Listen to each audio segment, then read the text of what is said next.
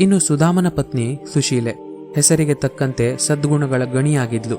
ಅವಳು ಸುಧಾಮನ ಭಕ್ತಿಯನ್ನ ಮತ್ತು ಜ್ಞಾನವನ್ನ ಮನಸ್ಸಿನಿಂದ ಗೌರವಿಸ್ತಾ ಇದ್ಲು.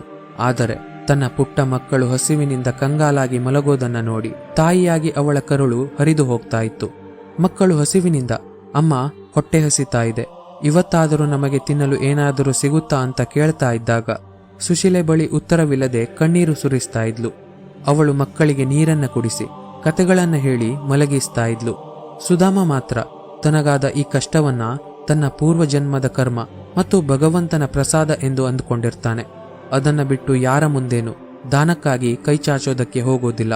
ಅವನ ಹರಿದ ಬಟ್ಟೆಗಳು, ಮೂಳೆಗಳು ಎಣಿಸೋ ರೀತಿ ಇದ್ದ ದೇಹ ಮತ್ತು ಹಳಸಲು ಬಟ್ಟೆ ಅವನ ಕಡುಬಡತನದ ಮೂಕ ಸಾಕ್ಷಿಯಾಗಿದ್ವು.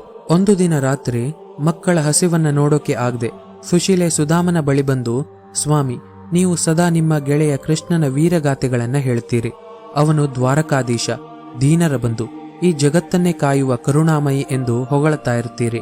ನಾವು ಇಷ್ಟು ಕಷ್ಟದಲ್ಲಿದ್ರು, ನಮ್ಮ ಮಕ್ಕಳು ಹಸಿವಿನಿಂದ ಪ್ರಾಣ ಕಳೆದುಕೊಳ್ಳುವ ಸ್ಥಿತಿಯಲ್ಲಿದ್ರು, ನೀವು ಅವನನ್ನ ಒಮ್ಮೆ ಭೇಟಿ ಮಾಡಬಹುದಲ್ವಾ? ಕೃಷ್ಣ ಎಲ್ಲವನ್ನೂ ಬಲ್ಲವನು. ನಿಮ್ಮನ್ನು ಕಂಡರೆ ಅವನು ಖಂಡಿತವಾಗಿಯೂ ಸಂತೋಷ ಪಡ್ತಾನೆ. ಅವನು ಇಡೀ ಜಗತ್ತಿನ ಕಷ್ಟಗಳನ್ನ ನೀಗಿಸುವವನು. ನಿಮ್ಮಂತ ಪರಮ ಭಕ್ತನಿಗೆ ಮತ್ತು ಬಾಲ್ಯದ ಗೆಳೆಯನಿಗೆ ಸಹಾಯ ಮಾಡೋದಿಲ್ವಾ ಅಂತ ಕೇಳ್ತಾಳೆ. ಸುಧಾಮನಿಗೆ ಆರಂಭದಲ್ಲಿ ಅತಿಯಾದ ಹಿಂಜರಿಕೆ.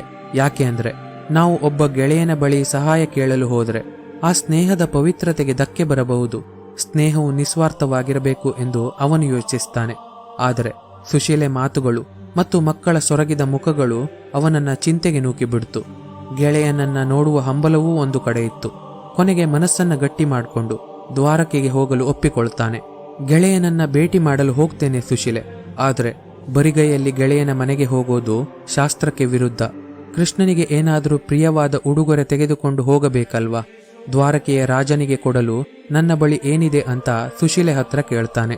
ಆಗ ಸುಶೀಲೆ ಮನೆಯಲ್ಲಿ ಇಡೀ ದಿನವೂ ಹುಡುಕಿದ್ರೂ ಒಂದು ಹಿಡಿ ಧಾನ್ಯವೂ ಸಿಗೋದಿಲ್ಲ. ಅವಳು ಅಕ್ಕಪಕ್ಕದ 4 ಮನೆಗಳಿಗೆ ಹೋಗಿ ಕಷ್ಟಪಟ್ಟು 4 ಹಿಡಿ ಅವಲಕ್ಕಿಯನ್ನ ತರುತ್ತಾಳೆ. ಆ ಅವಲಕ್ಕಿಯನ್ನ ಸುಧಾಮನ ಹಳೆಯದಾದ 100 ರಂಧ್ರಗಳಿದ್ದ ಹರಿದ ಬಟ್ಟೆಯಲ್ಲಿ ಹಾಕಿ ಒಂದು ಗಂಟನ್ನ ಕಟ್ಟುತ್ತಾಳೆ.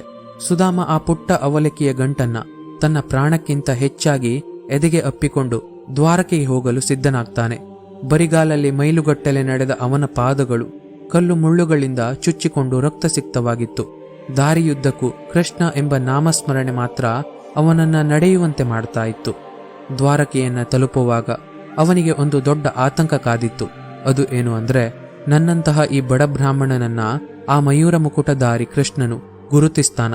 ಇಷ್ಟು ವರ್ಷಗಳ ನಂತರ